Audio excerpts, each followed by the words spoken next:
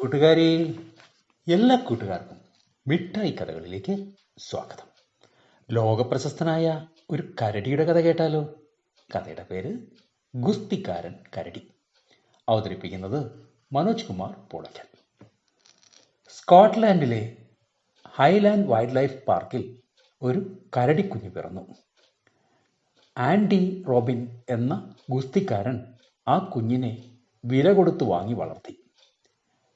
ആൻഡിക്ക് ഒരു ലക്ഷ്യമുണ്ടായിരുന്നു: കരടിയെ ഗുസ്തി പഠിപ്പിക്കുക. അങ്ങനെ ആൻഡി കരടിയെ പരിശീലിപ്പിച്ച് ഗുസ്തിക്കാരനാക്കി.